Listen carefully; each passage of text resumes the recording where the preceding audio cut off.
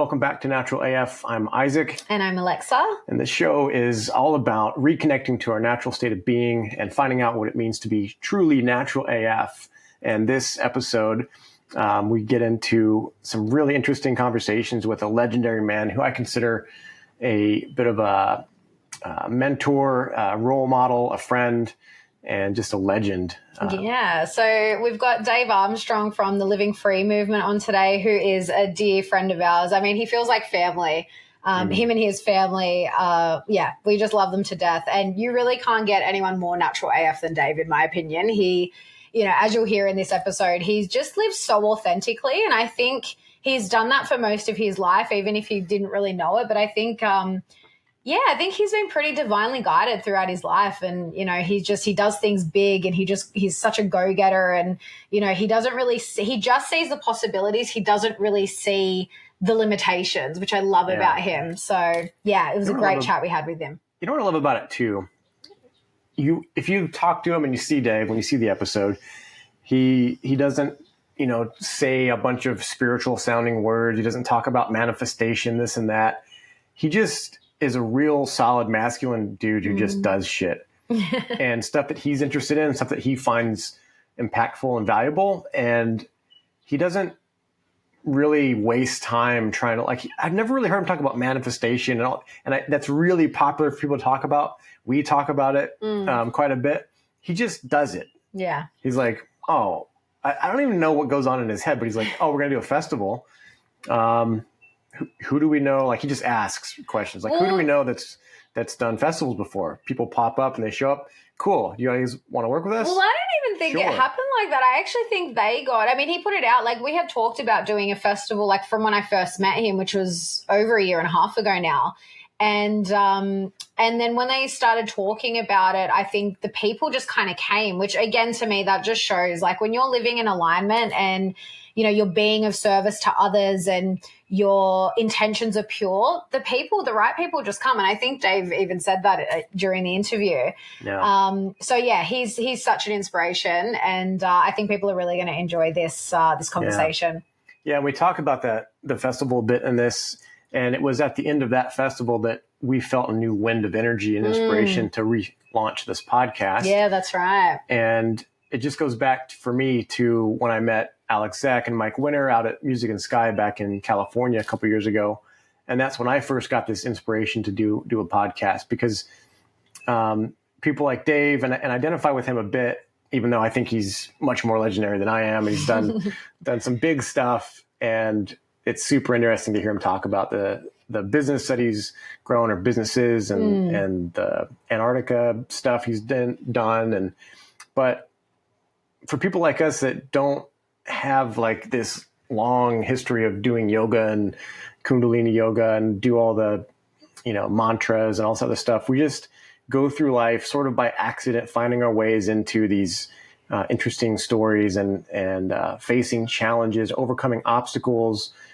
It's just a part of our being, and it's not something that you have to put on. It's not something that you have to learn all the right lingo for. It's more natural than natural. It's just,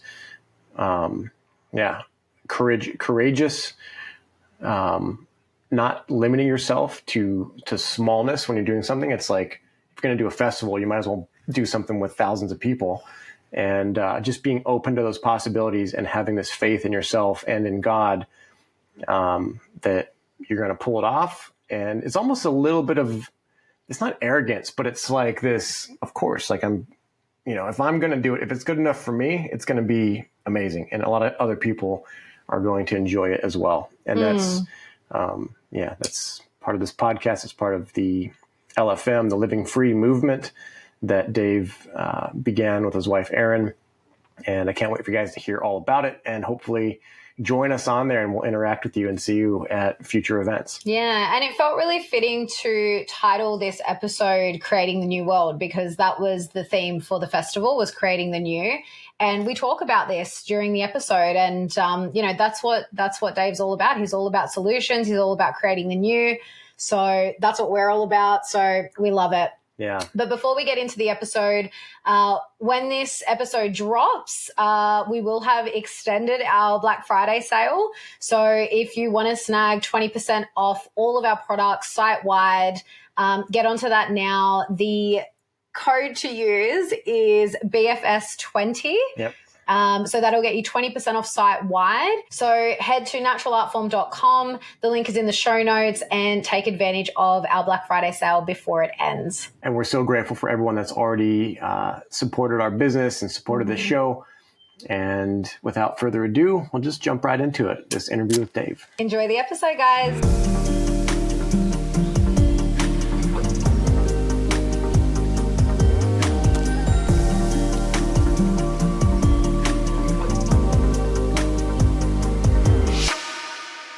Dave has a background in founding and running successful businesses in the elite sports performance, sports medicine, and education sectors.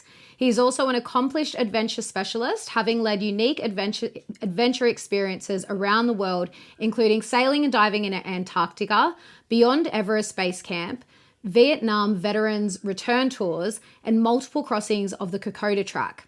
With all this under his belt, his biggest challenge came in 2020 when he was diagnosed with cancer. Rather than just accept the diagnosis and treatment options offered by the mainstream medical industry, Dave sought to find alternative treatment protocols in the natural health space.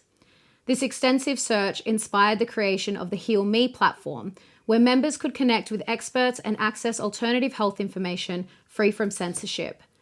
Dave's aim was to create a platform where men and women could gain inspiration from one another, step out of fear, and connect with each other.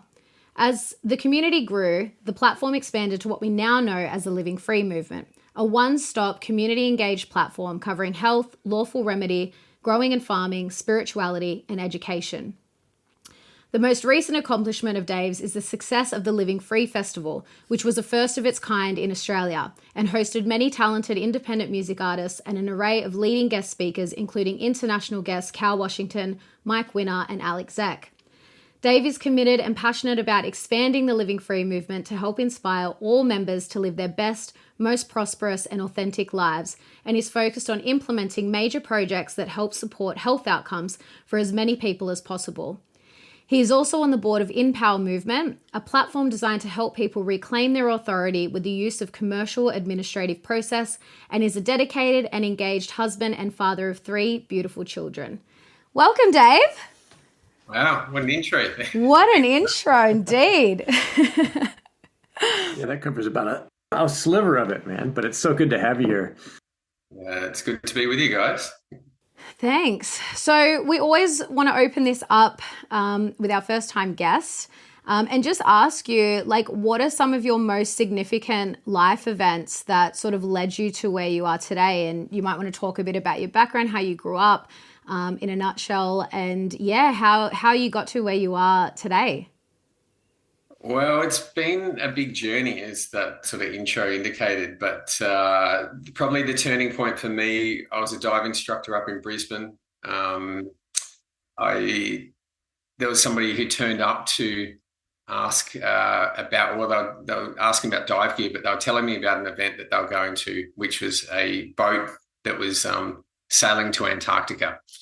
And so I ended up turning up to this talk straight after I finished my shift and spoke to the owners of this vessel, this yacht, and asked if you could scuba dive down there, being a dive instructor. They didn't really know. And anyway, I ended up designing a scuba diving trip, sailing from South America. When I was 23 when I did it. So I started when I was 22. Putting that together. And that was probably a big turning point for me in the adventure side. That sort of opened a whole bunch of doors. I became the Dive Antarctica guy when we came back, and I worked for an adventure company out of Brisbane doing Kokoda Tracks and different things. And then I ended up creating my own adventure company and moving back down to Melbourne, where I lived previously. So that was a pivotal point. Once we also moved down to Melbourne, I was looking for a place to train our clients, and I came across Amy Park Stadium, which was being built at the time, and that was the home of the Melbourne Storm, Melbourne Victory, Melbourne Football Club. And I ended up proposing to utilize their facility to train my clients, and then also take over the management rights of that whole sports performance area, which then opened up all of these doors into sports performance and sports medicine. And so that was another sort of 10 years of me doing that sort of work as well, where we ended up having multiple facilities in Australia. And so I ended up expanding out to Greater Western Sydney with the GWS Giants up there. And then we had our own facilities as well. So I had this sort of adventure business. I had this sports performance, sports medicine, and then also education of the athletes before my sort of turning points, which came from the birth of my first daughter. So once I had her, I sort of investigated into vaccines through one of our athletes, which was a guy called Nick Patterson, which you guys know well. And so Nick was one of our athletes, and sort of that opened up the door into looking at vaccines and the dangers of, and that sort of took me on a whole nother path outside of the corporate world and the business ownership world, and looking into what we could do to try to help uncover, and release some of the stuff that we'd found, not only in the vaccine side of things, but also, child trafficking stuff that we'd discovered, and a whole range of different things. We tried to stop political parties, and it just became a mission to try to make legitimate, I guess, some of these things that were taboo, and they were conspiracy type things. And we, when we researched them and found out that they weren't, we basically put a whole lot of effort in trying to expose them and do what we could to help humanity. So that was sort of probably a couple of the key turning points in my life. Wow. So what year was that when you met Nick? And then Nick was an athlete with us for a couple of years prior to him putting out this information about the vaccine. Okay. So he was already an athlete, and I used to go and watch him fight. He was a MMA professional athlete. He was close to getting a UFC contract, and we were looking after quite a few fighters. We had a wrestling room, and we had his coach and everything have a fighting room in one of our facilities. And so I knew all of those guys pretty well. I used to go and watch and then go backstage and have a chat to them after their fights and that sort of thing. And Nico was one of those athletes. Nice. But he basically, once he posted that information, it just came at the right timing with the birth of my first daughter, where I felt like I had to at least look into it out of respect for knowing him and knowing he was a good guy. But I was actually hoping that he was crazy and it was true, and I could vaccinate my children and, be normal like everyone else, and not have to be an anti-vaxxer and, all of that type of thing.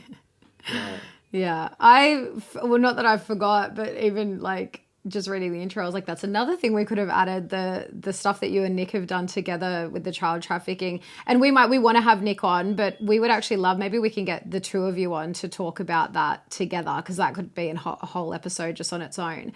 So then fast forwarding to when you started the Living Free movement, how did you connect with, because we were just talking about this with some of our Living Free friends, some members that we're really good friends with, and they were saying how you and Tom met for the first time in person at the picnic, the first picnic you did at the LFM property up here in January of last year. But obviously you guys had started the Living Free movement before that. So how did you connect with Tom, and how did the Living Free movement come to be from there?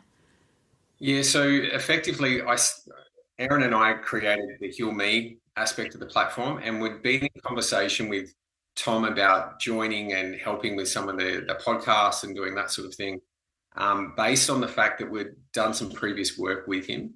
He'd promoted something that I was a part of, which was a vaccine non-consent letter, which went quite viral. There was about 8,000 people that went through the vaccine non-consent process, which was an automated system that I built.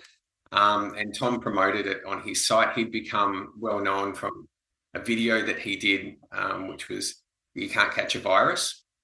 And so he had a following from that. And then, people were asking him what to do about the vaccine issues, especially with the whole COVID stuff coming on.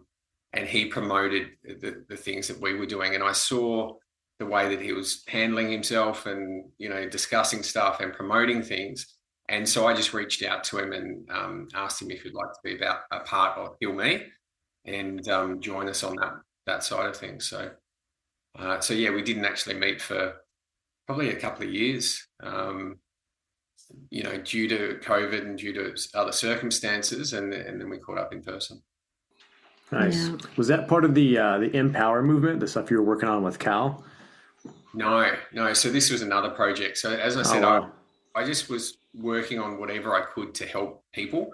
There was several websites. So to start off with, I actually juggled both worlds. I was still running my company and doing some of the things on the side, but I didn't really want to cross over. I had government contracts. I had, I don't know if you want to say a reputation or, something to protect as the CEO of multiple companies. You don't want everyone to know that you're an anti-vaxxer or you're trying to help these groups in the background. So I would help build their websites or do things in the background, but I didn't put myself in front of the camera or do any of that for the first couple of years. And so I would just work with them in the back, to help them, but also protect what I was doing moving forward. But it got to a point, really the turning point was when Nico and I went across to Arizona and did some stuff with the anti-child trafficking stuff that I felt like it was important to stand in front of the camera and give testimony as to what we'd seen. And I was still working and in those areas, but I'd made the conscious decision that I didn't care about the outcome at that point. And, it has actually somewhat blocked my ability to work in those sectors. I actually applied for a government job after I left doing all the sports performance stuff, and they blocked me based on the work that I'd done. So that was interesting, but the amount of that now opened, which is what I would encourage other people, is, I think a lot of people feel the way that I did in those times, but once I accepted that, the truth was more important than to put myself and do whatever was required, a whole lot more doors have opened and a whole lot more opportunities. So although I've been restricted on probably getting government contracts and, working for government or doing whatever because of this, that's not really a thing anymore that concerns me. Yeah. Yeah. I mean, you've grown past that. I think one of the things we've seen, especially post-COVID, was just all these government institutions and agencies and, big corporations shooting themselves in the feet essentially by mandating stuff. And I kind of took that as a sign, is if they're mandating you get the vaccine for your job, it was kind of a sign that job didn't really matter that much anyways. The people that were really essential that walked off the job, but they called back later, like nurses and teachers and some of that wouldn't take the jab. It was just evidence to me that, I don't know, they just didn't care about you that much if they wanted you to do that. Yeah. And I think what that time did for so many people, just like for you, like you said, it really did kind of put people, they were between a rock and a hard place, and they really had to make a decision about who for me, I'm just going to speak from my personal experience. It was what am I really going to do here? Because, and for me, and my mum, Dave, there was no question whatsoever, for us. And I made it very well known to my workplace that I was not, they actually didn't mandate it, but they were, because we had, the company I worked for at the time had clinics in shopping centers. They had to kind of abide by the general government guidelines or whatever. So during the lockdown, they sent out an email asking everyone, if they were going to get the jab so they could figure out if they could open clinics back up. And I sent them this long email back. I sent them statistics. I sent them information sheets. I sent them all this stuff basically saying you don't even need to do this. As a business, you can just say no and open up your clinics. And I just didn't, because at that point I was I don't care if they're going to get rid of me, they can get rid of me. And they didn't. they actually created a new role for me. And I think that time really showed people that I think when you step into your authentic self and act in accordance to who you are and what you believe in, like life rewards you, you know, like I know so many people, like in my case, I got a role created for me. I started working from home and less than a year later, I got a pay rise.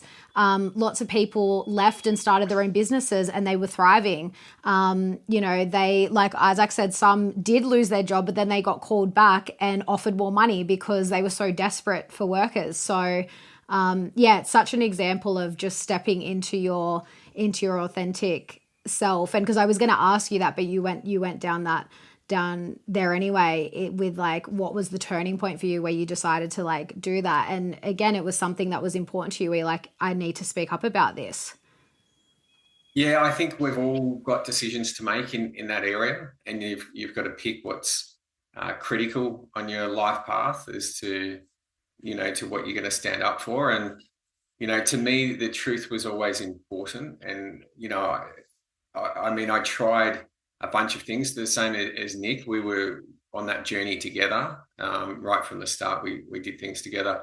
But, you know, I set up a political party. I tried to put motions forward on that there would be mandatory sentences for pedophiles, there would be a sex register list, all of these things. I got told it was political suicide to put those things up, that no one's going to give you preferences if they're your policies, which I think is crazy in itself. You know, Nico got kicked out of the political party. He was a part of the Liberal Party, and they were setting up some good things. There were some good people within the party trying to take over and, you know, keep control of those who had good values. So there was, you know, this growing process of thinking about the next step. What can we do? What can we do? Realizing that on the political side, there was not much hope left. You know, we went above the line, and then on countback, apparently we lost, and, you know, these types of things. So, you know, it was only as part of that journey learning, you know, that helped us go towards Living Free movement, which was effectively teaching people to become responsible and accountable and set up the new, which is a total, you know, it's almost as though we can't keep fighting the old, which was something that I did for a long period, trying to fight the old, expose the old. And the same thing that you said in your letter, that you had all these statistics, and you know, I used to try to learn all of that information so that if anyone asked me about my views on vaccination, I could spit out all of these statistics. And I thought the more that I knew, the more likely they are to believe me. And it's just not the case. That was part of the learning process as well, is that the more that we try to fight or keep hold of the old instead of just creating the new, to me, it's much more positive. And that was a really big turning point, I guess, in my waking up period, is realizing that I had to let go of some of that stuff, those anger, that frustration, that, you know, that type of thing, and just start focusing on the positive stuff and bringing in that into my life, which, you know, is probably the biggest, you know, journey point of waking up, I think. I see this intersection between that and these other groups. Like we met Alex Zek at the festival, his thing, The Way Forward, Alpha Cast, and the way that they're going about building their community, encouraging similar things, building the new. It's this thread that it's like a golden thread around the world. You know, I'm with the Bears and Owen Benjamin. I know he's been just beating that drum for a while. And was there other input that led you to that realization, or was it just kind of a logical thing where you're just like, the more we fight this, the more we get tangled up in this web we can't get out of, versus, you know, what made you go towards building something outside of that and just separating from that fight and just, you know, building an alternative?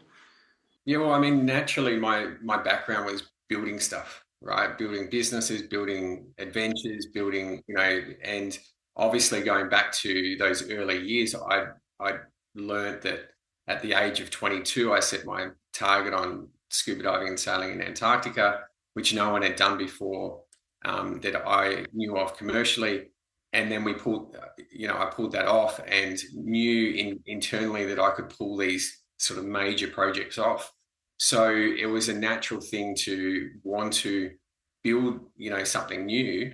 But additional to that, what I realized that we were complaining about the old, but it was, to me, it was mostly corrupted is what I'd found. And I don't think it was savable. So I was wasting a lot of energy where it's like, well, what is the alternative? What can we do different? And then I think opening up, probably that legal pathway or the lawful sort of pathway, it was learning that there are ways in which we can operate outside of their system and just simply choose to not participate in the same way. And I think that energy focus changed when I learned more about the law. And I wanted to ask you, Dave, in terms of your waking up process, was it something, because obviously that happened for a lot of people in the last 4 years when COVID hit. But did you kind of look back on your life and were there certain points, even as a child, where you questioned government or you questioned authority?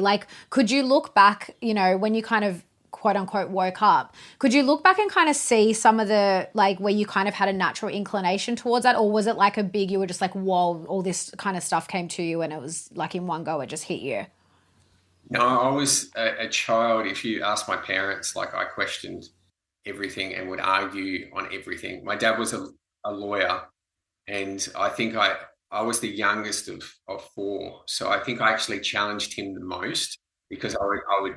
So he actually didn't like that with his ego and all the rest of it being challenged, especially with a young child. So that's always been my natural thing, is to ask why and to question things and to not be scared of things. Because having older brothers and, I was always trying to prove that I was tough enough or whatever to deal with their craziness. So, there was these natural things I think that were built inside me from the start that that have helped me on that journey. But I didn't like authority at school. I didn't like authority really anywhere. I used to just try to avoid, getting in trouble by outsmarting them. So, and it's probably not dissimilar to what I do right now. I try to avoid getting into trouble by outsmarting what they're doing. So. Mm-hmm. Love it. That's smarter than my approach. I'm the youngest of four as well. I have an older half sister as well, but I'm the youngest, and I just go at them like a spider monkey. Yeah, definitely didn't try and outsmart anyone this one. Yeah, I'm learning though. I'm looking around me. I'm no one else is acting like a wild man. I should just go gray for a bit and just blend in.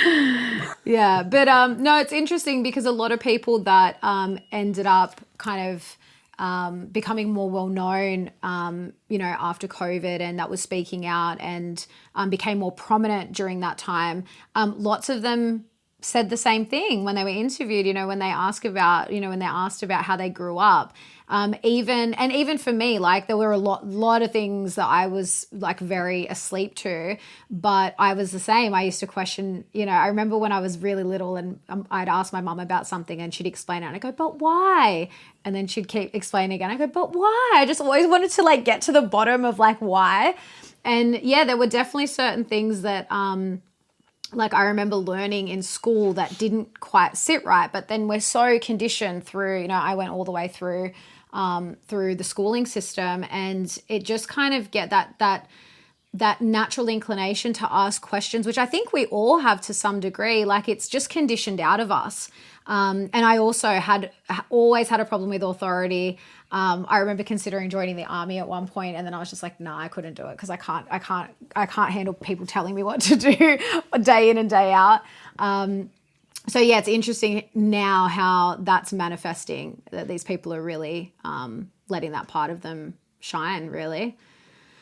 Yeah, I think what I find interesting is when we catch up at these picnics or we catch up, at the festival, and we speak to different people, and some of them can be quite old in comparison. They could be 70s, close to their 80s, and then you get into a deeper conversation with them, and they're really fascinating people who have challenged the system and done all of these things. So I think naturally those people have gathered together, and that's been really a fascinating thing where usually your friendship groups and your the groups in which you socialize with are very much the same age, of the same thinking. You know, you grew up or you went to school together. I think there's been a big separation of ideas and philosophies. And, you know, I know a whole lot of my friends wouldn't even know what I'm doing. If they did know what I'm doing, would not agree with what I'm doing and maybe not even talk to me anymore, which is, I find fascinating. But the people that have come into my life are really interesting people that you want to be around and talk to and have these conversations and learn more about their life. And it's a much broader group of people now, which I find really interesting. Yeah, absolutely. I mean, that's arguably the best part of the Living Free movement and the platform and what's been created there in the community is that we've met so many awesome people through that and people that have become really, really good friends. Like, and I think like Isaac said this, around the time that I first met you guys, which was about a year and a half ago now, he had just gone to the first Bear Fest, I think the year before that. And we actually experienced the same thing where we were meeting people for the first time, but it felt like we'd known them forever. Like, you know, within a weekend. I mean, you were there when I first met Chloe, and after a couple of days, people were like, "Oh, you guys friends?" You know, and Chloe was like, "No, we just met," and we've been really close friends ever since. And Isaac experienced that with the bear community as well. Yeah, it's amazing the kind of people that attract to these places and the intersections that start happening. And I've been a bit of a go-between. I met Sam through a friend of mine. Sam helped orchestrate the Bear Festival, and then he just asked me out of the blue to MC it. And so for 2 years, I was kind of the announcer, speaker, you know, introducer guy. But I just got to meet all these different people. One of my friends, Chance Garton, who has a podcast, I ran into him at the Music and Sky Festival, and it was just interesting. We had to talk about that, how the bear thing was very masculine, very yang, very like, let's literally throw chunks of wood as a competition for fun. And that was one of our main events. And then Living Free, or the Music and Sky was breath work and yoga and like Kundalini yoga and all this stuff. And we were just like, yeah, we'd like to see more of like a blend of these two, because on the bears, they need to open up a little bit more to like health and spirituality, because, you know, they're still eating pretty, you know, some of them still eat like, you know, McDonald's and stuff. But it's like, it's cool to see people from different backgrounds sort of orbiting around this similar movement, making our own ecosystems, having our own supply chains, even where we're, you know, making products for our community and businesses that serve this community. And it's cool to see the Music and Sky and the bear stuff intersect with LFM, because it just, to me, it just goes to show that this is a worldwide phenomenon.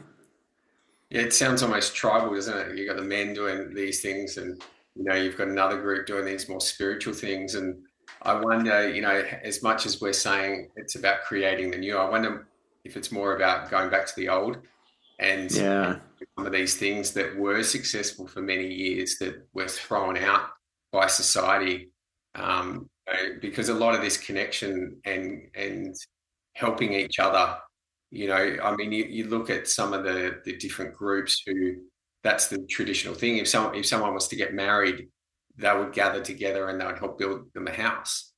You know, that type of community thing is quite prevalent in a lot of countries still.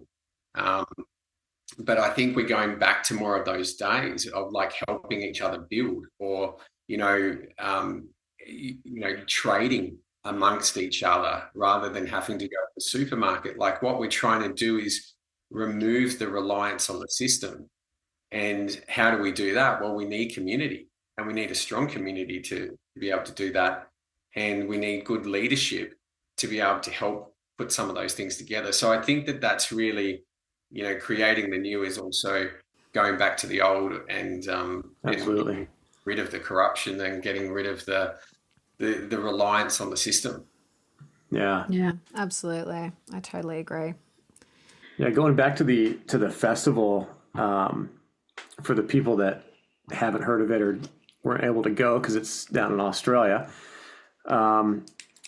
maybe just tell a little bit about how that came together and I guess why it was so successful. Why do you think the LFM Festival first year, it was like 1,000+ people showed up? What made that work so well in such a short time frame?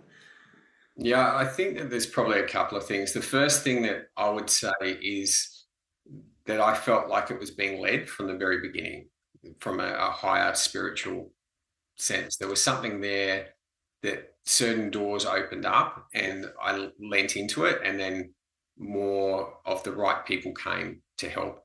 And some of those, so then we ended up with a really strong team who had done festivals before, a lot of them, and they volunteered to be a part of it because they knew that this sort of thing was needed. So the first thing was that I think there was a spiritual leading, then, opening up the doors. I sort of threw it up to the universe and said, well, we need help here, and the right people came. And then from there, I think also people really needed it. So when it went out, we, had enough people. It was really interesting because the marketing, we didn't really have time to put out what it was about. There was really, we're still on the run trying to work out, stalls and, what entertainment we're going to have and how many stages and where you're going to park and all of these things. A lot of those things were worked out right towards the end. But for some reason, it spoke to people. And, that's why I come back to the spiritual side. Maybe I can't really even take credit for that because I don't think we did a great job in marketing. A lot of people had faith. I guess maybe our reputation had helped a little bit in that already, that people who were associated with us were probably the ones who were out there promoting it as well and saying, no, these guys are awesome, come. So that sort of expanded the circle bigger than, just Living Free movement members. There was probably, I think there was only probably a couple of hundred Living Free members, maybe less. And so the fact that it got out to, the majority and they were all like-minded, I was quite surprised at as well, because without communicating those messages, it's very hard to get that. So I think we're very lucky in all of those things coming together. But yeah, it was an amazing event. I think we had great speakers, was another aspect. But yeah, I just feel like it was needed, and that I think comes from this internal feeling and then leaning into it and then going with that. And that's what I've tried to do more and more in the last probably 4 or 5 years, is have faith in that inner voice and that guidance, and it seems to lead me in the right direction. I didn't believe in that stuff prior. So that's another part of that waking up process, is realizing that there's a spiritual side to this. And I thought all of that stuff was crazy, and I avoided people that would talk in that manner. And so, yeah, that's, I have to give a lot of credit to the team that came about, the people that agreed to come and speak. And also, something that I can't quite explain yet in a spiritual sense. I've got to say, that's one of the things I love about you, Dave, is that you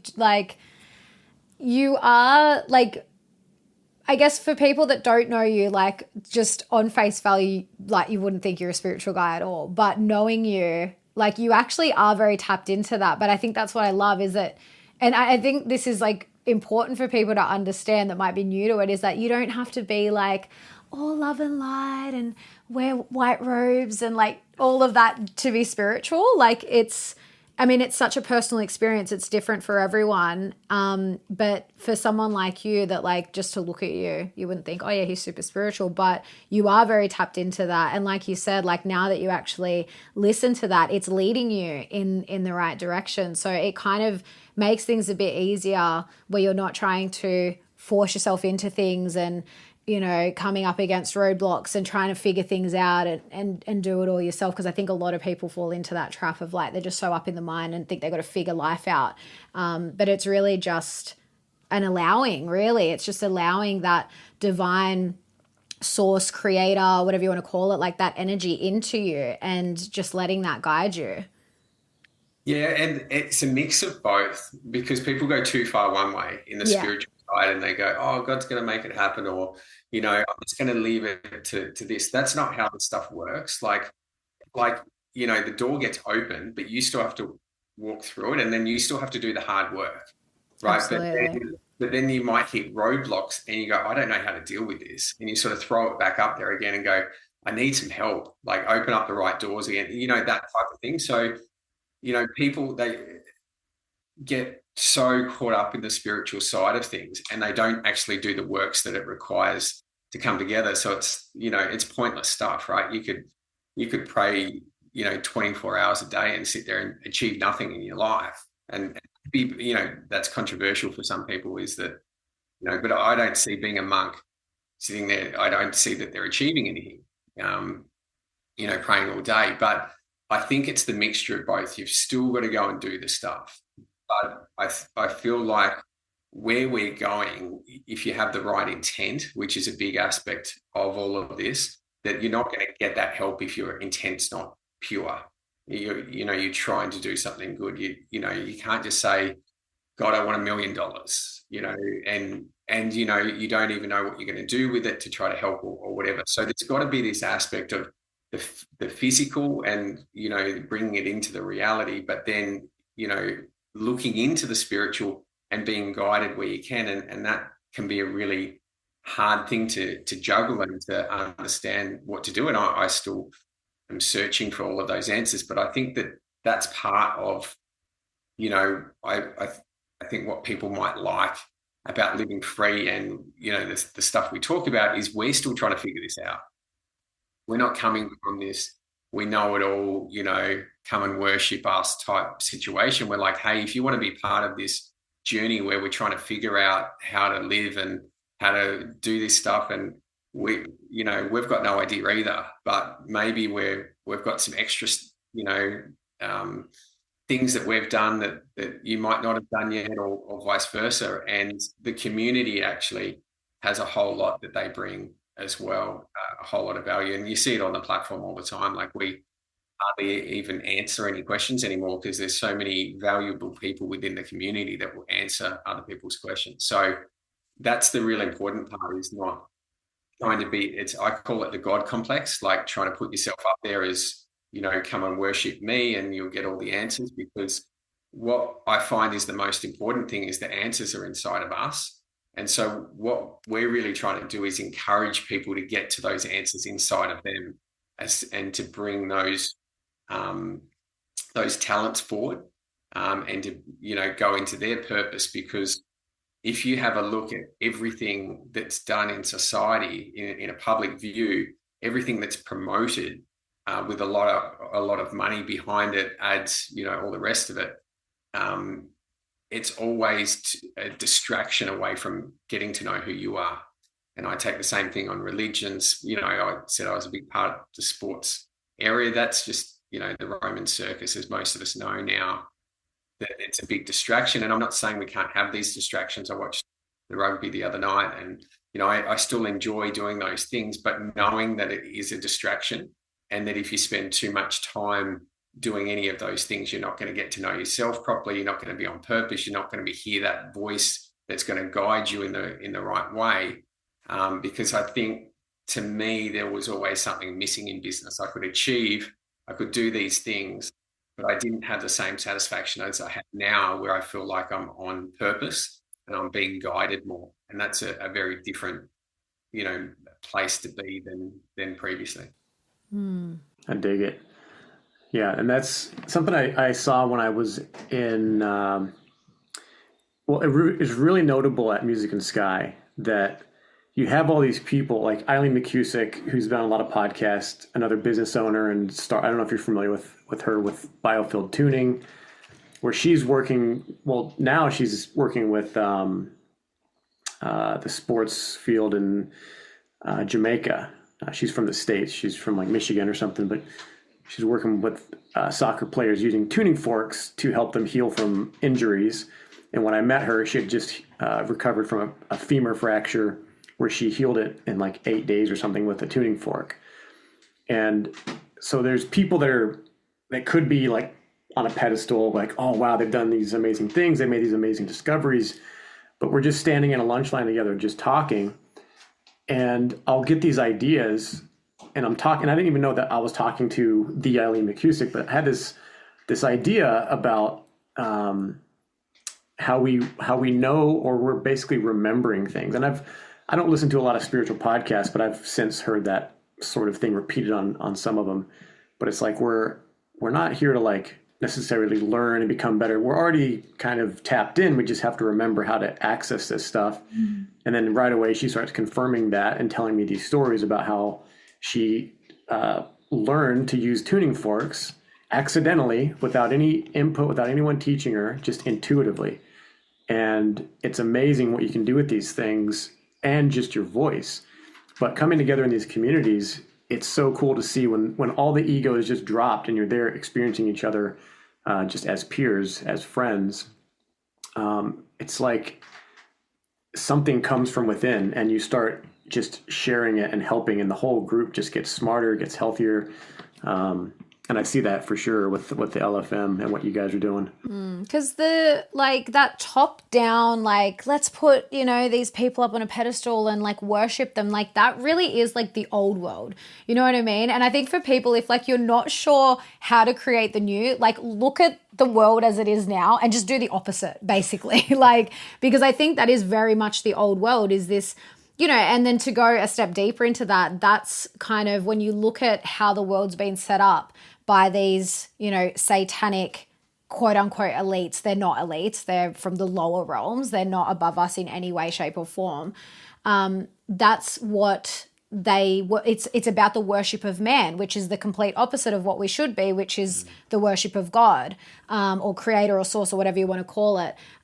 So I think you see that in these new communities, in the LFM and the Alpha Vedic community and Alex community and the Bear community, is that the people that are organizing these communities aren't acting like they're better than everyone and that they know it all and that they should be worshipped. Like, they're on the ground with everyone else. And, like you said with the LFM, like actually promoting the communities to get involved with each other and like put all their ideas forth and come together. And it's so beautiful to see. And it just feels so different. Like, coming from, I grew up, I was born and raised in Sydney.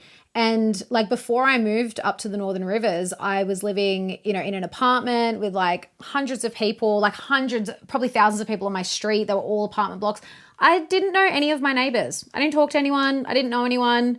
And most people live their life like that. And it's just worlds apart where we are now. Yeah, it is. But I still like to be a little bit anonymous as well in my own community. So, I have like the Living Free community. I have all of these things. And that's one part. When I come home, I don't want to know my neighbors, to be honest. I don't really want to have these conversations with them because there's a whole lot of awkward moments. And then I don't know. So there's part of me that still likes to have that, I turn up to pick up my kids from school or whatever. And, I'm quite happy to stand there and say nothing to the other parents and then pick up my kids and go home. And I'm not saying I'll be rude in those conversations. Of course I'll have, conversations and do those things, but it always gets to that, oh, what do you do? And then I go, oh, I've got some online platforms and, oh yeah, what's that about? And then I have to get on that part and then ending up in these conversations, and they can be really good as well, but I do try to avoid having those awkward conversations as well. Oh, what's that stand for? And then what's that?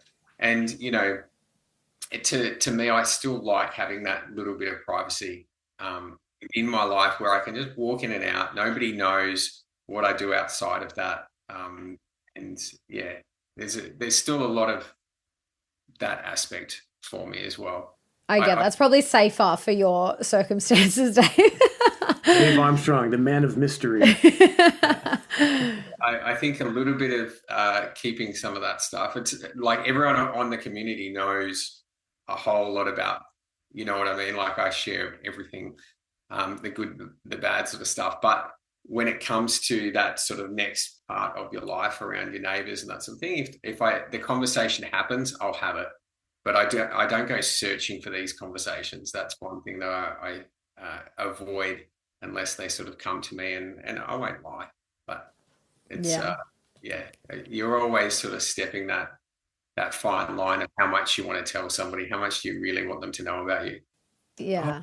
Website, and then and I'm thinking, you're not going to be interested in my website.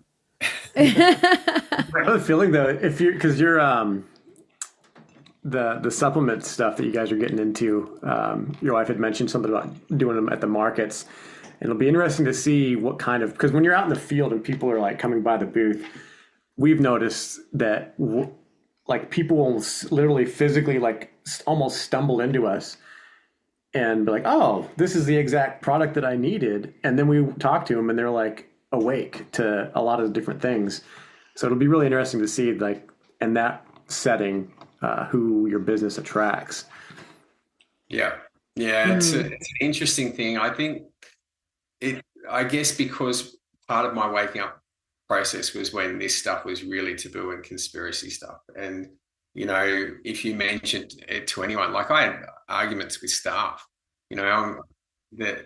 about this sort of stuff, about vaccines and about this. And we're talking about high performance. These guys have got multiple degrees. They're, looking at for these 1% increases in sports performance, yet they're drinking the water from the tap and they're, not looking at some of these other things. And I'm like, you just injected yourself with a whole bunch of poison. Like what's this? And, but you're still looking for that 1%. Like, what if you were actually to start looking at how you're treating your body and what you're doing in these ways? And we were sponsored by Red Bull as well. So we've got free Red Bull at the front of the fridge that anyone could grab however many Red Bull they want.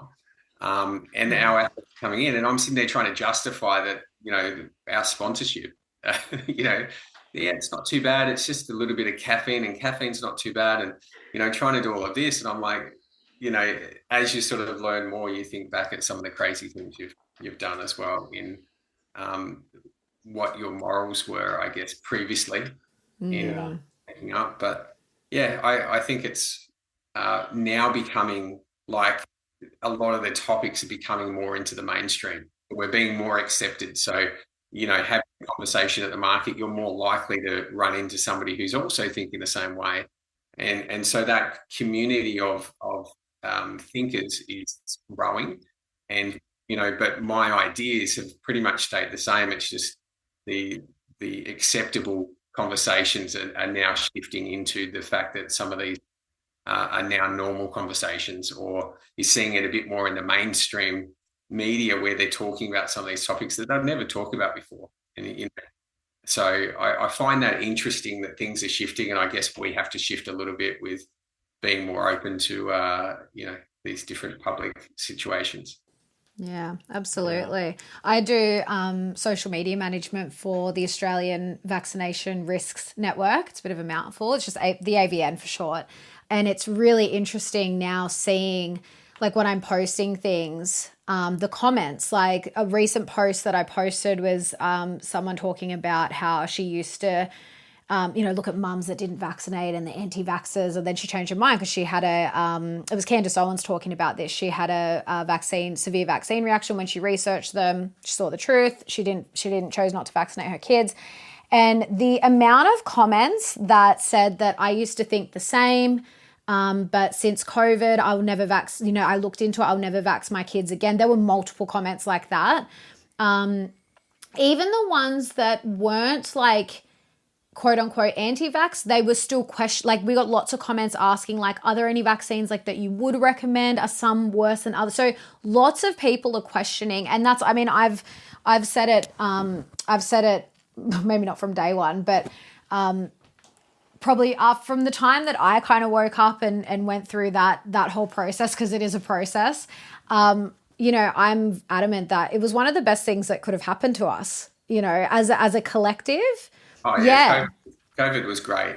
Yeah, absolutely. And, like, I had a ball. We were, Nico and I were doing things with the protests and stuff down in Melbourne, and you felt like you were running around as criminals fighting against the system, but you knew you were on the right side. So, you're turning up to events and there's 2,000 police and they're, trying to get you to basically get into some sort of physical altercation with them. And like, it was just crazy times, but I loved it. I actually thought it was the best fun. It was like, all of those dreams as a child of fighting against the system or fighting against those things, but knowing that you're on the right side of it.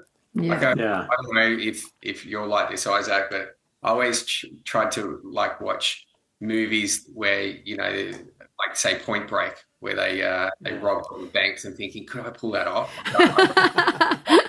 and I'd always sit there and think, I would. It's like V for Vendetta. You guys were like V for Vendetta down there. Doing the bank robbery, like if you didn't injure anyone, like mentally disturb them or anything, like I love that idea of doing that. And COVID sort of was that in Melbourne. It was like we were planning and thinking about how we could run these protests and do these things, but we're also thinking about how we could outsmart the police. So we'd set up, hey, we're going to send a message here and then all the police will go here, but then we're going to set up the other group here and we're going to spread them here. And so you're doing all of these logistics to try to outsmart what they were doing. And it was... it was great fun. We won a few battles. And so, it was good fun. Isaac is definitely, thank God he wasn't here during that time, because he would have been down there in Melbourne with you. He would have had a whole tactical team. Like, and especially Nico's got, like I was training at Nico's gym as well, doing boxing. And so he had a whole MMA community, right? So there was a whole bunch of people who could actually fight, who were gathering together to sort of hold the defenses and, go up against the tyrants. So, it was fun. It was really necessary period. And I think that the pivot of COVID was for those who are aware of this stuff prior to, their main goal was to wake people up, and after COVID, for me, it was like, okay, now it's time to shift, because if you can't see some of this stuff now, then I'm wasting my energy to try to sort of expose that. But now we need to create the alternative option, which is what we spoke about before, creating the new. And that was a real shifting point. There's, they did the waking up for us that we've been trying to do. In fact, one of the crazy schemes that Nico and I did very early on was we were talking about how fluoride was blocking up the pineal gland, and, these people weren't seeing the truth because, they were dumbed down by the fluoride. And so we would go up to the mountain with a 3-ton truck. We would go up to Mount Donabuang and would fill it up. We had these containers, like Swap and Go, where you go and swap over your gas containers at the station. We came up with that idea for water. So we went up and we sprayed it. We called it Awake Water. And we had these logos on the side, and we had these containers. We'd go up to Mount Donabuang and we'd fill them up, and we'd get back at about 3:30 in the morning with all of these containers, and would sell them out of his gym. So people would buy 2 or 4 containers and then swap them over with full ones. And then that way they had good water. And by doing that, if they had good water, we could start to wake them up. So this was the process, right? It was like, I love it. I love it. And we did that for probably 2 years, going up and down the mountain every 4 weeks or so, and filling up this truck, like overloading the truck with these containers of water. And so, we didn't have to wake people up anymore, and then we could focus on what we were going to do. I love it. I love it. What a great covert mission. That's man. Cool, I'm you and I wasn't here for that. That would have been so fun. Yeah, and you still felt like you were doing something wrong, even though you're getting water from it was a underwater spring, like the 150 meter down spring that comes up, and people line up for the water all the time, but you're literally taking up a truck and you're filling up these containers, and we do it at nighttime so that it was, people wouldn't put complaints in or whatever. But you did feel like it was the same sort of thing with COVID. You felt like you're doing something wrong but right. They don't want us doing this, which is so right. Yeah, it's hilarious. Absolutely. It's like, all brings me back to The Matrix and other movies. But I like the part about The Matrix where they're tapping in. They're doing this pirate broadcast, And it was a bit like that with Owen Benjamin, especially during that time, because he kept getting banned off of everything that he went on, whether it was YouTube, Instagram. I think he's on like number 14 or something. And so we'd set up these mirror channels and they'd get taken down. We'd have this like text group where we'd, let everybody know where the new channel was, where he'd do his live streams. And then we started doing these bear meetups during that time. And that was really important, but it was just like living a guerrilla thing. But we didn't participate in any like protests or rallies or anything. We just met up in small groups and just helped each other out. We did gardening. We had a friend who was mailing me boxes of vegetables, and then I'd make videos about growing your own victory garden, getting off of getting a little more food independent from grocery stores. And it was just this whole culture that started really frothing up about stop relying. You don't need to fight and not comply. The trick is don't rely. So be more independent, be more community wise about who you interact with. But I think doing some guerrilla marketing or guerrilla warfare, not anything that would get me put in like a, prison or something, but, maybe jail for a short period of time.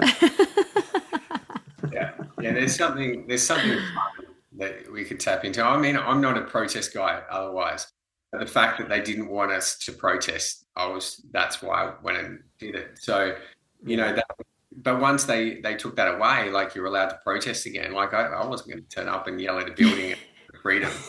But, the fact that I was challenging the system, I'm quite happy to do that. In fact, get behind organising some of the events. Yeah. Up the Peacemakers over that time, which was a group to basically stand in between the police and the protesters. So if there was any protesters that got out of line, we would deal with that, and vice versa on the police. And some of the events, one in particular, Nico and I ran with the police, and they were quite happy to work with us. So they would come up to myself and Nick and say, where do you guys want to, take the protest group? And we'd say what streets, and they would go ahead, and we worked with the police and we did all of those things. The lady actually gave us a big recommendation afterwards. Wow. And she said they were great to work with. She got demoted. Oh, wow. This, and it came out at one of the other protests. We spoke to her again. She said, yeah, since, we did that other stuff, they won't put me on any of these things again. So it was interesting because they wanted to make us the enemy, but we were really trying to just peace and do those things. But then once they started to get aggressive and started to do those things, then we also stepped up, those areas as well. So, but yeah, I mean, going in with that peaceful intent. It's all about marketing, man. Yeah. Violent protests are easier to market than a peaceful one. Oh, absolutely. And it's funny you say that actually, Dave, because I was the same. So, of course, Mom, what she's like. She was doing rallies and protests like all through 2020, like since COVID first hit. And she kept inviting me and I never went. And it was just funny, actually, even a couple that I wanted to go to, I just always happened to be working. It didn't matter whether it was on a Saturday or a Sunday, I just always happened to be working. So I wasn't meant to go. And the first one I actually went to was in 2021 when they first announced the lockdown. I think it was like the following week or whatever.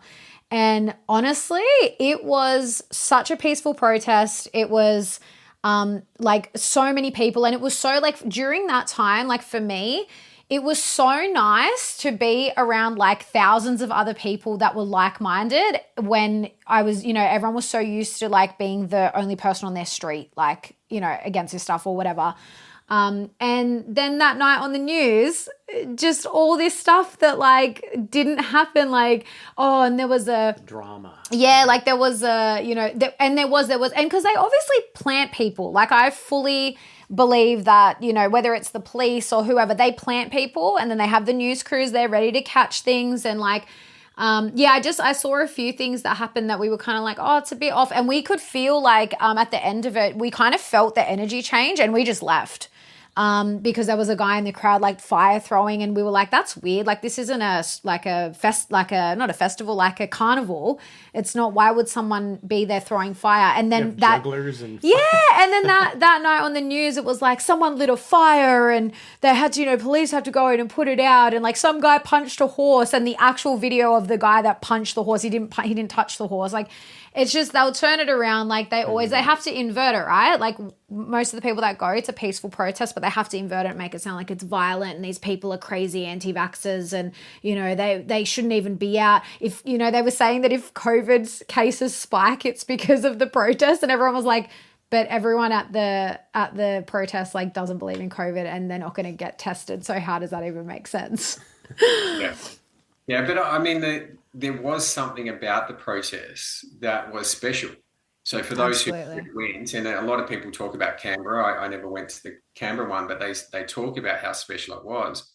And that's really, I guess, another part of the motivation of the festival was, let's get together, because there hasn't really been a reason to get together since those protests for a lot of people, like en masse, to do those things. So, let's get together, but let's actually talk about the solutions, not the problem anymore. And let's not yell at a building. Let's actually gather together and come up with what the new is and those things. So that's a big aspect of what that festival was, because I did actually, when I went to the protest, I did actually have a lot of fun and enjoy being around those people. And it did feel good to do that. So I think a lot of people felt that when they went, and it wasn't what they saw on the news. As you're sort of saying, there was a different feeling on these protests until they went aggressive and did some of those things, and then it turned, and then those people like Isaac and myself got excited because that gave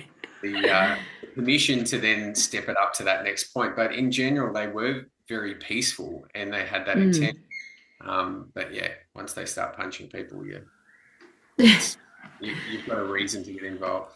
Yeah, exactly. Well, this is probably a good segue into, because I want you to talk a little more about Empower Movement and what that's all about, because I guess that's really one of the ways that people can start to make real change instead of like fighting the government and fighting, going to protests and doing all this. It's one of the really practical ways that people can take back their authority. So can you just explain a little about what Empower Movement is and how people can get involved and take back their authority through lawful processes?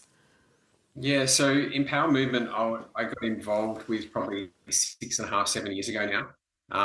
I saw a documentary called Empower Episode 1, and you can still look it up on YouTube and that sort of thing. And that was quite inspiring. They spoke about this lawful stuff. They spoke about jurisdiction and how jurisdiction works, and how there's this sort of hidden system called law merchant or lex mercatoria, in which if you started to apply some of those laws that they're still in play today, but we're not taught about them. If we started doing some of those things, we can start getting results in the system that's there, because they still have to somewhat play in that system. So that became quite interesting from an educational point. When I met them, they'd actually just gone viral through Dr. McCullough. So they went on Dr. McCullough, but they had these documents which they'd tested and done some different processes with, but they didn't have the ability to do it en masse, which was the idea, was to do a worldwide movement. So Cal Washington, who came up with the notice of liability, he was staying up late at night. He was still working construction at the time, and he was basically answering everyone's questions. How do I do this? How do I send the bill now? What do I do from here?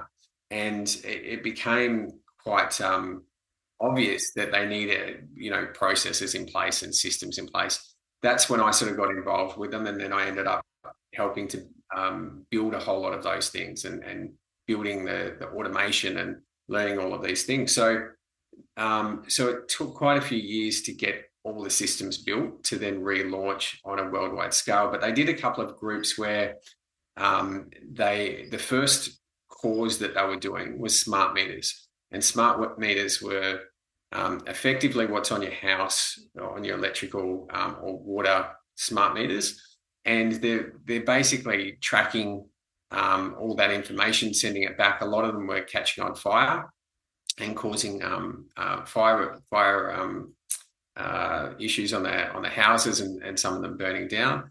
And then there's also the radiation that's put out from that. So people were experiencing headaches and cancers and different things from the technology that they were putting on. So they would send out what they call a notice of liability, and a notice of liability would hold accountable and responsible those who were causing the harm. So it could have been from the smart meter companies, or it could have been from the government.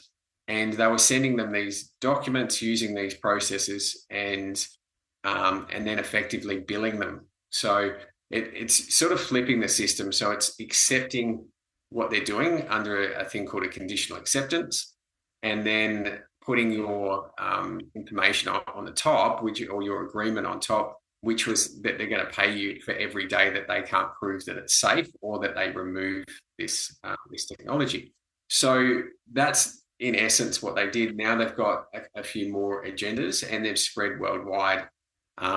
So I think they're in about 15 or 16 countries.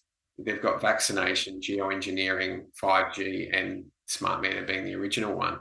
And so what's happening is a lot of the government agencies or different people in these companies that are causing this harm are stepping down once they receive this documentation. So that seems to happen quite a lot, and they seem to be concerned about that.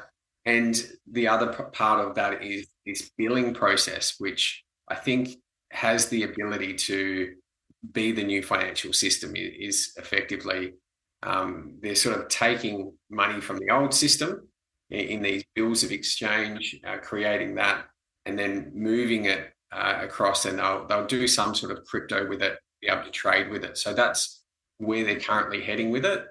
And it's a really good group as well. Same sort of thing, when we've spoken about all these other groups, if you go into that, very like-minded people, aware of all of that, but they're using this lawful process, these documents, to hold accountable those that are causing the harm. And those that are causing harm are concerned about it enough to, a lot of them, resign. And the idea is, if you keep putting enough pressure on there, they can't fill these positions, especially those high positions. And the system, will eventually collapse under the weight of what they're doing. It's a really fascinating thing. It's something that, if you look up Empower Movement, or you look up Cal Washington, you'll see lots of interviews with him. He's a fascinating guy, and someone I believe in, who we brought out for the festival. It's good to be doing something in that way. Once again, they don't want us to do it, but we're doing it in a respectful, lawful manner, and an honourable way of dealing with, these effectively weapons that are being deployed against us. Yeah, Cal's so awesome. He's such an amazing speaker too, because at the festival, when he was talking about this, and when he actually mentioned all of the names of the politicians and the people that have resigned, it's really funny because, we were hearing these things. Not in the mainstream news, some of them, but like a lot of them were in our sort of circles. We were hearing that these people were resigning, and that it was, I was hearing. And then when Cal said, I was like, oh, wow, that was actually through all the stuff that Empower Movement is doing. So they're actually because I think a lot of times you hear these movements coming together, or these groups, and especially in the lawful, that lawful space, and they're doing all these things. But again, I really think it comes down to the energy that people are operating from. I feel like when people are operating from a place of anger or wanting to fight the government, the stuff they're doing doesn't really go anywhere. The stuff that Empower is doing, you can actually see there's tangible results. So it's so awesome. Yeah, it is. I mean, we can't, as much as we would love to claim all of the resignations as us, if they've received a document, we don't really know why they resign, but it becomes, okay, that's a coincidence. And then there's another coincidence. And then it's well, how many coincidences is it before it's not a coincidence? So, that's really where we're at. We say, okay, they got sent. So all we can say is they got sent some documents and they resigned at this point. And And so we can't prove that the two are related, but we do know, like an example is Sean, who was over in WA, sent it to McGowan, who is the Premier of Western Australia.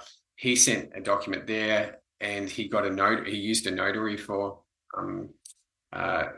notarizing his documents, and they sent some government officials out to tell the notary to not sign these documents anymore. They did do another lot of signing, and then McGowan stepped down.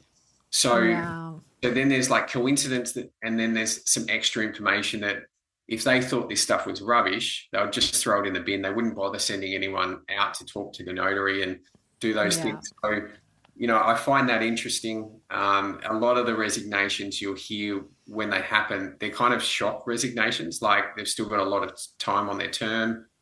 They've just been voted back in. They give reasons that don't really make sense. So it'll be like, oh, I've got to leave for family reasons or this or stress or whatever. So, yeah, I mean, it's interesting, and I'm always careful on claiming that it was us that did it, because I feel like a lot of people claim these things, but we can't really prove it. But we can say that there seems to be a lot of coincidences when they receive these documents. That's epic. That reminds me of, I don't know if you've ever come across Vox Day. He's an American. He lives in Italy, and he's written a book called Corporate Cancer. And in that book, he talks about this because he's a bunch of things, including he used to be on the charts with a techno band back in the 90s. He's done video game designing. So he's a game designer, very high IQ, writes massive books, like fantasy novels.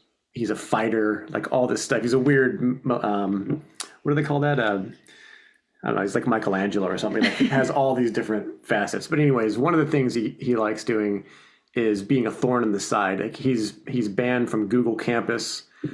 They won't kick him off of YouTube because he's kind of got them in a chokehold with legal stuff. So they just kind of ignore him. But he's been fighting this culture war. And in the book Corporate Cancer, he talks about how they basically destroyed or shut down one of these. It was like a book awards ceremony that was going woke, where all the people winning the book awards were like pedophiles, were these creeps and weirdos, or were pushing the gay agendas and all these other things. And so they started this kind of guerrilla network of nerds online, or fantasy fiction fans, and began emailing the heads of all these things. And it was a part of the what was it, Gamergate, if you remember that in the news from years ago, where the news was trying to put this idea out there that gamers were sexist, and it was all about putting down women and all this stuff. But anyways, they were able to successfully get the head writers or managers of these news agencies to step down, other gaming companies, several people in the fiction publishing world. And it was through emails and just being really annoying. But just, I don't know, that's like a kindred spirit, I think, but to the more, like the organized legal aspect of in power movement and sending these notices. Because you have people from all over the world, and they basically, they go on, they fill out a form or they download it, they put in the information, and then they mail it to a certain person or to whoever they want to put on notice. Is that correct? Yeah, and I wanted to ask too, Dave, just to piggyback off that, is like for anyone that wants to do this stuff, do they have to have prior knowledge of the legal processes, or is it all taught once you join? Yeah, no, it's all taught once you join. And the good thing is that you can actually apply this stuff to a whole range of different lawful things that you might come across in your life. So you'll learn, a lot of the basic stuff in the lawful process, where you've got 3-step process. So you've got your notice. They go into default. So there's fault and then default. So you've got a 3-step process. You've got a conditional acceptance. So you'll learn about a conditional acceptance process. You'll learn about how to mail documents in a lawful manner. The billing side of things, you'll have first notice to debtor, second notice to debtor, third notice to debtor, which is how they do that. So we're using their system against them. So we've received these things. So when you get a bill in the mail, you'll see that then they've got their first notice, second notice, third notice, and then they can actually sell that debt to a debt collector. So it's a perfected bill by that stage because you haven't challenged it in the appropriate manner. So we're using that system against them, but the stuff that you learn, you can use against, any thing that comes in. So, if someone puts in a claim, they've got to put in their evidence. And so the claim, they've actually started the process because they're actually deploying this technology without our consent. So we can't get away from 5G. So that 5G is actually penetrating, assaulting my body, whether I like it or not, simply because they're putting up these towers. So because they've initiated it, we can then add our terms onto that. That's how this commercial system works. So a lot of the things that you'll learn across this process can be applied in other areas of your life, and part of the sort of growing in lawful knowledge also gives you the power and strength to know that the system is actually not that bad. So if you know how to play the game, the problem is we've been, this is the example I use, is that, you've got a checkerboard or a chessboard, it looks the same, right? You've got squares and it's broken up. So effectively, we've been playing checkers and they've been playing chess. So we just didn't know what game they were playing. And now that we know what game they're playing and how the system works, we can actually win. And that's the difference, is that you can't win in a system if you're playing the wrong game with the wrong rules. But once you sort of learn that stuff. So yeah, you don't need any prior knowledge. The system's built with all of that. Cal and I go on and do regular webinars in teaching some of these things as well. So there's all that education on there where people can go through, and that will build the strength internally as well. And people actually change across the time in which they're doing these things, where they're stepping out of that fear and they're moving into knowing their strength internally, and that they actually have power, which is all the things that they don't want us to know, is that you personally have that power. So it's a really important thing to learn. Not only from the documents in which you're serving and doing, but also from all of that knowledge that's gathering and all of that internal growth as well. Yeah, and that's what I love about Cal's approach to it, and his journey with it is, and you hear, I mean, not everyone talks about this, but I know Cal's not the only one, but the way he puts it, he's so eloquently spoken, and he, I think through his own experience, when he speaks about it, it's like you just get it, is that this journey is like doing the lawful processes. It's actually a spiritual journey. Sky talks about that too. And the guys from Sovereign by Design who are teaching similar stuff. And it's actually a spiritual journey. It's not just like, oh, you're going to do the paperwork and send it off. And like, you can do that. But I think that's where people aren't really seeing results, because anyone can write up a piece of paper and sign it and send it off. But it's like, what's your intent? What's your, where are you at with yourself? Like, do you know yourself? Because, we talk about this world of, public versus private, and, fiction versus reality, and that that's all. The paperwork is all just fiction, but it's us that make it real. It's us that give it the power. So yeah, that's what I just love about that whole thing. I think it's practical, but it's also, yeah, it is, I think, it can be a way to get to know yourself better, and come more into like who you really are as a person, and connecting to source. Yeah, absolutely. And the two go hand in hand, right? Is that it comes back to that part, almost back to the start where we spoke about that spiritual side and then doing the actual thing. Both of those things have to come together to be able to get those results. But if you put documents in and you do those things and you have a bad intent, you want to harm them, or you want to get revenge back for this, or you want to do that, quite often they won't have that. It's strange how it works. It won't work usually when you do that. But if you put the right intent into it, that you want peace and you want this and you want that, there seems to be, however we can explain that, and people can go into different reasons for why this is, but it seems to have a different effect. And we did this with a whole bunch of promissory notes. We helped a whole lot of people do these promissory notes, and we would put almost like a prayer as we put the mail in, but it would be like your intent. This is what I want.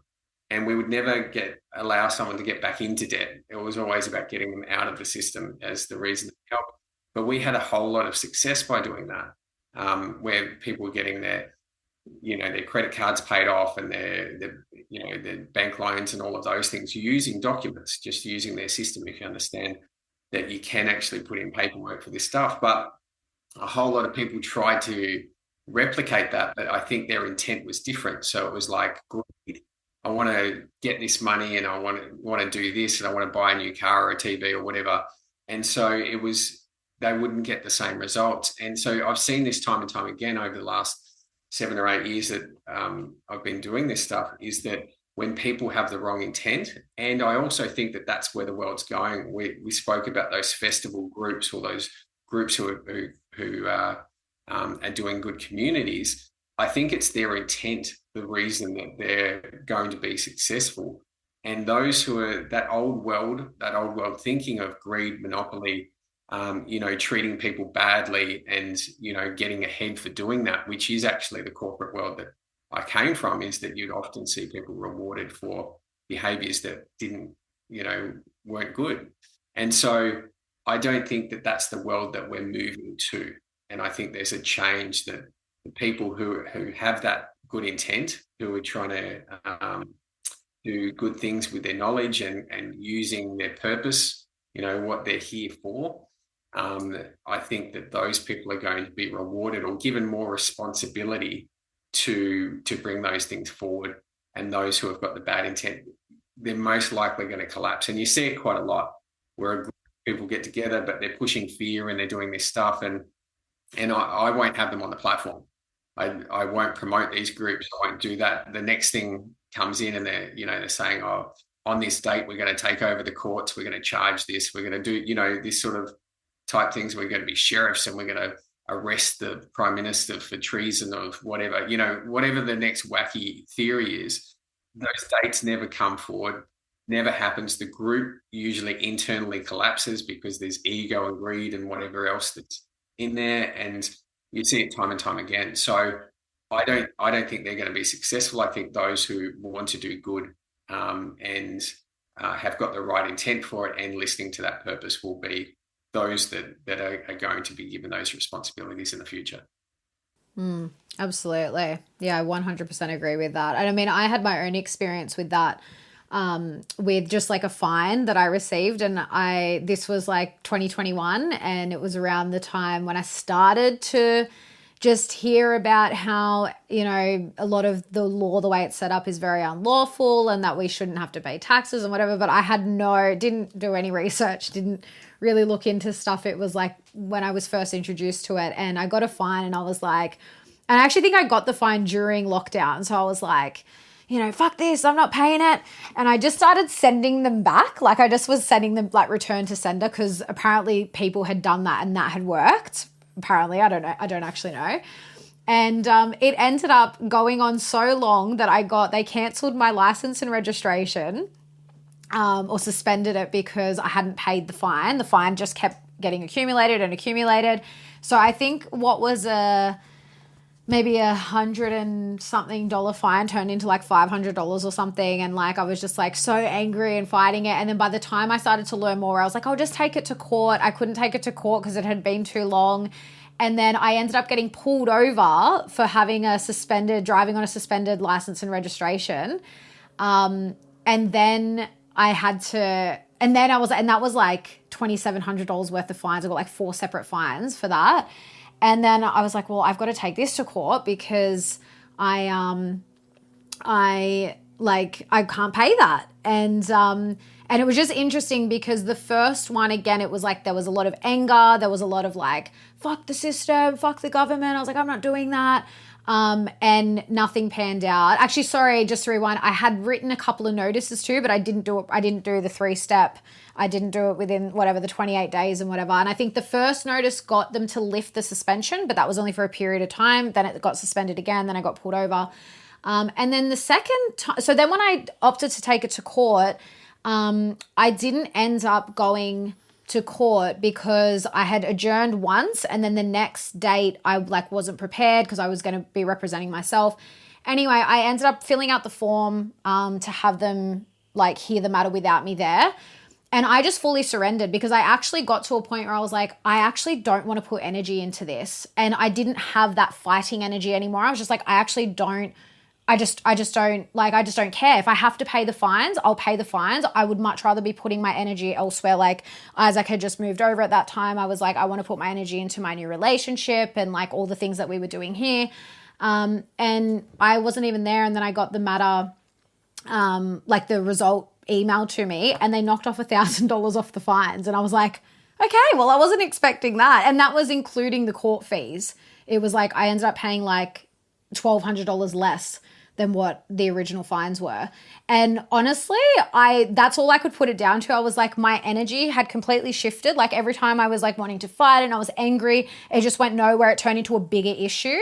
And then when I just kind of surrendered to it and again, I think your intention is so important because I literally said it out aloud. I was like, I don't want to put energy into this. I don't want to fight it. I'm just going to give it away, surrender to it, and whatever happens, happens. I was fully expecting to pay the $2,700 plus court fees, and I actually got a really good result. So I just think that's a really perfect example of that. The energy behind those types of things really will determine the outcome. Yeah, and look, most of these things are from experience. Right? We've all done them. It's not sitting there saying, hey, you're doing the wrong thing, because it's kind of almost part of that journey is the fight part and then the fear part and all of those things. It's when the more that you're doing those things and you see what works and what doesn't, you start to go with more what works. And then, so that's a lot of the stuff that we talk about on the platform is just more trying to give a nudge in the right direction where you're probably going to have a little bit more success in this way and less resistance. And the other part is that we get in this idea that we have to fight everything, and that's also not the case, because if you're caught up fighting every fine that you've ever got and you're in court all the time and you're doing all of that, there's a whole lot of stress and it can take you off your purpose. And so therefore I always look at things like an energetic war, is that if you have a purpose here, which we all have a purpose, but if you've found that purpose and you're getting pulled away from that, then they're winning that energetic war. And you might go, well, I won this fine and it took me 6 months and I went to court 10 times or whatever, but I eventually won. Yeah, I got them. Well, you avoided $100 fine. It cost you, this much of your time. Unless you were using it to educate yourself to do that, it wasn't worth it because it took you away from what you were doing. So that purpose is really important, because your purpose could be to learn, and using a fine is a good way to learn the court process and those sorts of things. But yeah, not at the expense of those bigger things. And for you, it was the relationship and Isaac coming over that, but imagine if you chose to fight all of those things and you take that energy away from that opportunity to get to Isaac, to get to know him better, because you're fighting this stuff, and then things don't necessarily work out because you haven't given the energy to what you needed to. So, that's the important stuff with this as well, is balancing up how much we fight, how much we create, what our purpose is. It is really that balance between all of those things. Yeah, absolutely. Well, shifting gears just before we land the plane here, speaking about where we want to put our energies, is there anything you want to say about next year's festival or the energy we're putting into keeping this momentum? And I don't know, got anything big planned? And anything new coming up with the Living Free movement platform? Because I know you've been talking about the marketplace for a while, but what are the plans? What's coming up? Yeah, well, Living Free Festival will come again for sure. It'll be in the same location, probably about the same time of year. We are investigating doing a second one in Perth as well. So we've got some people over. So we might do 2 next year, and we might do more the year after if they go successful. But the idea is to go bigger next year and to see the property itself could take more people if we do some different things logistically as to where we camp everyone and do that sort of thing. So we're looking at all of those things at the moment and been working on that the whole way through. So it will be bigger and better, and we although it was a huge success, there's always things that we can do better in how we run it and the lessons that we learned on those things. So that's the plan, is to improve it and make it bigger and better for next year, and then potentially also do Perth. What else are we working on? Yes, we are still looking at the marketplace and getting that going. We've got a new course that's going to be released soon, which is a breathwork course. So that's amazing on board as well. So that'll be over the next few weeks, I reckon, before I release that one with Adam, who was actually at the festival doing the breathwork stuff. Oh, yeah. I remember Adam. Yeah, good guy. Yeah, so he's going to be a part of releasing a course for that. The biggest stuff we're working on is actually working on these groups coming together in some way, shape, or form. So we've been having conversations with some of these leaders in which we've spoken about and how that could occur, because everyone's intent, coming back to that, was that we need to start working together. You know, it's great that everyone's got their own things, but to really make a difference on a worldwide scale, we need to work together and help each other. And I don't mind if the journey of someone is to go to one of, you know, they go here and then they go over to this group or whatever, as long as they're being looked after and helping them elevate so that everyone's growing, rather than trying to hold on to a member at the sake of their growth. So everyone who I've spoken to in that side is keen to do that. And the other part is there's a lot of groups out there who don't have that good intent, and people are still getting caught up with that. So I think the more the good groups work together, we don't have to point out all the people that are doing the bad stuff. We just need to elevate those that are doing the good.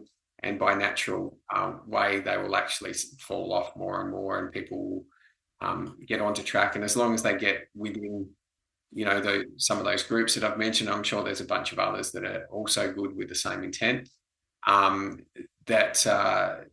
you know, they're going to grow and the world's going to change because of that. And that's the big stuff that we're working on. That's awesome. So exciting. Nice. I know at the festival, Mike Witter and Alex Zeg both said, like, we should just, because they're all doing the same thing. They've all got their own festivals, and they were like, we should do a worldwide unity event. All these communities come together, and like, that would just be the ultimate. That would be so awesome. Yeah. I think some big things will keep coming, and I mean, that's what I like, is the big stuff that people think that you can't pull off. Is we try to do that and inspire others to do the same sort of thing, is to take some risks and have a crack, because, you know, I hadn't run a festival before, and we were lucky to get some people on board that had run festivals, but realistically, I mean, it's a big thing. You could put it out there and no one turns up. So it's a lot of money to run a festival as well. So there's a lot of risk in doing that stuff. But if you don't have a little bit of risk and you don't listen to that inner voice, and you go, because there was times during that where I'm like, am I sure I heard that voice that said to do this? And it wasn't a literal voice, for those who are thinking, but that I wish I did have those literal voices. It would be a whole lot clearer, and I wouldn't question myself so much. But you know, knowing that was what I thought I was meant to do, and then that we pull it off, and it was an amazing experience. Just consolidates those times in which you feel like you're being led. And you were built for the big stuff, Dave. You were just, definitely on purpose. I think you're definitely made for this and everything you're doing and leading, and you're such a pioneer and an inspiration, and we're very blessed. I speak for my whole family, because my parents as well know you and love you, and we're very blessed to call you a friend and be involved with you guys and everything that you're doing. So thank you so much for coming on. Thank you. And to reiterate, like, you guys are awesome. I love the energy that you guys bring to everything that you do, and your whole family. So it's a pleasure to be not only friends in that way, but also you guys are always a part of what we do, and you bring that energy that is so important, that feeds everything else. So you know, everyone's got their part in it, and I think we're just trying to bring whatever we can. So thank you. That's Thank awesome. you. Yeah, I can't wait to see what comes next and to be a part of it and help promote it. And more importantly, get to experience it. And for those listening, if you're planning a trip in the next year or so, put Australia down on there. Come over and be a part of the festival and the movement that's growing here, and then take that energy back with you home. And it's this cross-pollination that's happening.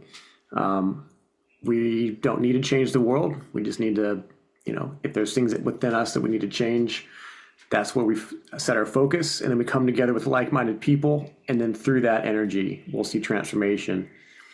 And I don't know, I wouldn't have it any other way.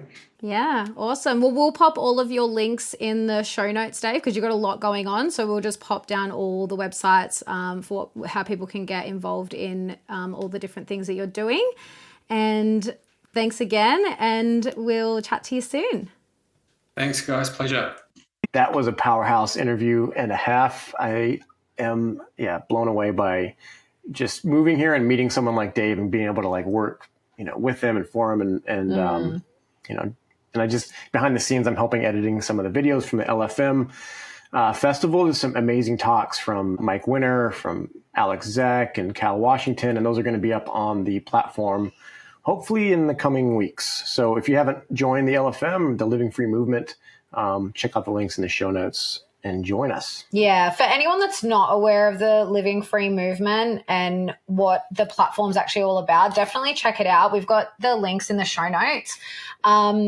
Because honestly, I cannot recommend the LFM highly enough to people.